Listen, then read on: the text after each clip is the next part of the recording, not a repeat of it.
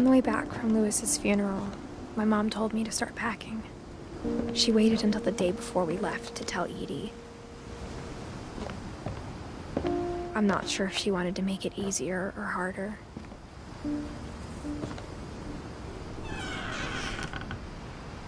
I wish we'd stayed.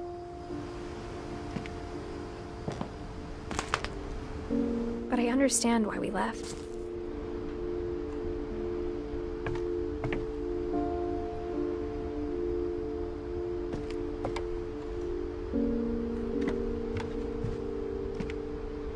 My mom ended up leaving everything behind.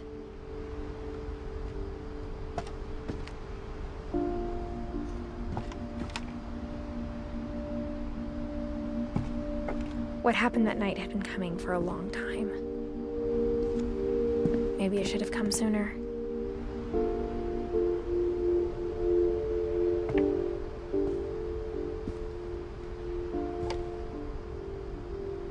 But it had to end one way or another. All that's left now is to tell you about that last night.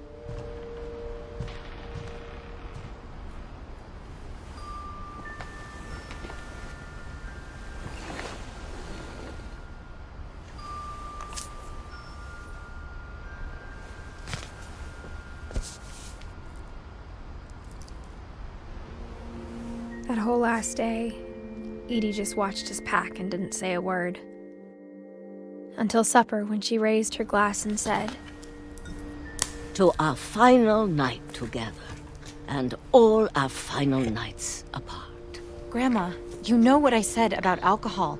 Some of your medications are very Edith, specific. I left a present for you in the hallway. Why don't you go open it?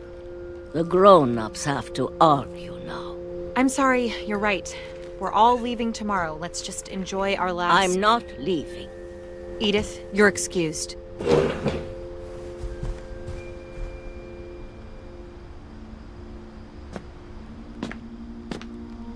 The power had been shut off that morning, but Edie always had plenty of candles. When my mom sealed the library, I don't think she knew about the other entrance. Or that Edie had a key to it.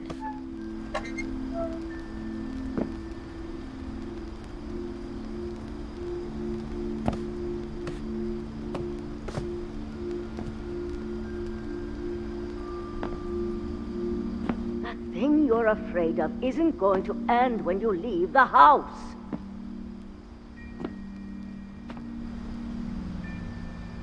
Edith has a right to know these stories. My children are dead because of your stories. I think it's best if Edith and I leave tonight.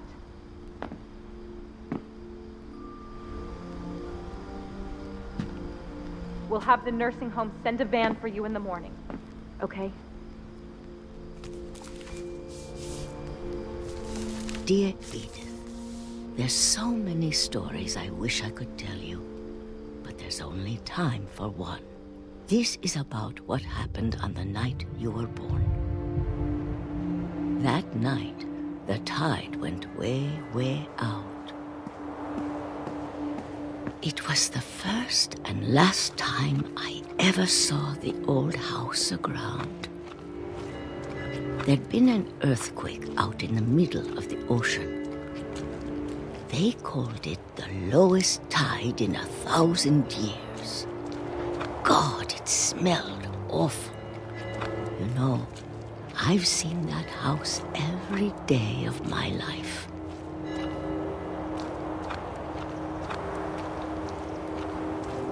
But I never thought I'd go back to it.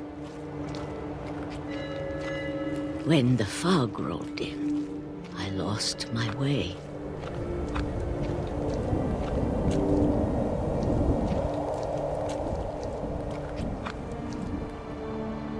I got turned around.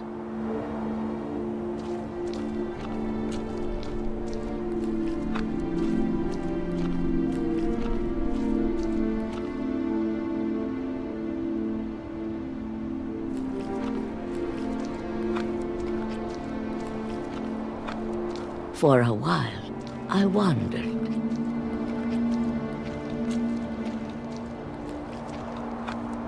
I started seeing things.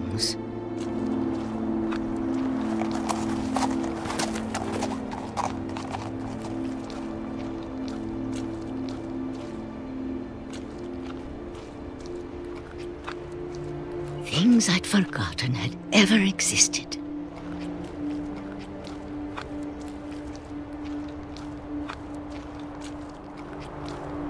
But when I saw them, they felt like old friends.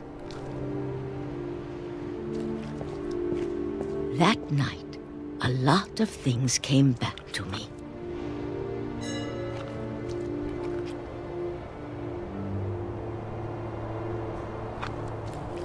Or maybe I came back to them.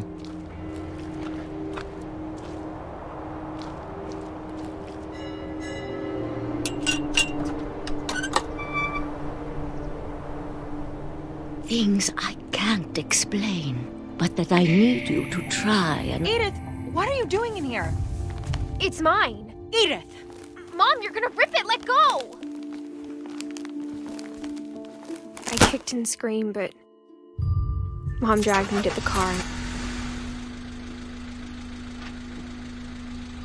I never saw Great-Grandma Edie again. The next morning, the band came to pick her up, but she was already gone. After that, we moved around a lot.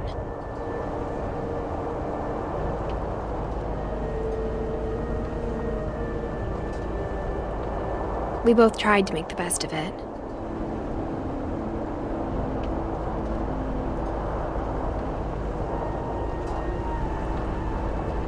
A few years went by.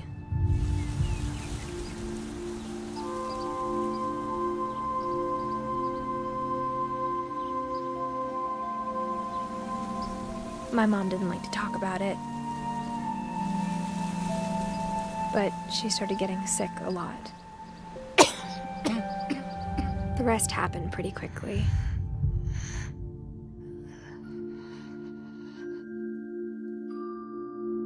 She got better for a while, and then she didn't. And then I was alone. The last Finch left alive.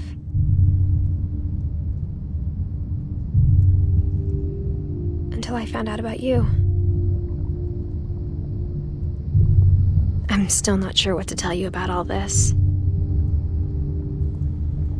If we lived forever, maybe we'd have time to understand things. But as it is, I think the best we can do is try to open our eyes. And appreciate how strange and brief all of this is.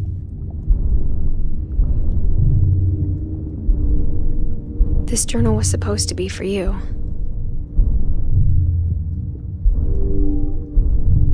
But now I hope you'll never see it.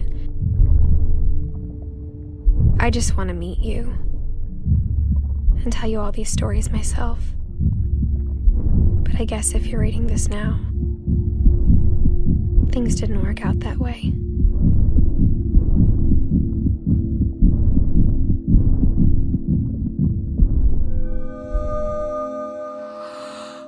This is where your story begins.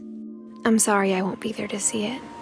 It's a lot to ask, but I don't want you to be sad that I'm gone.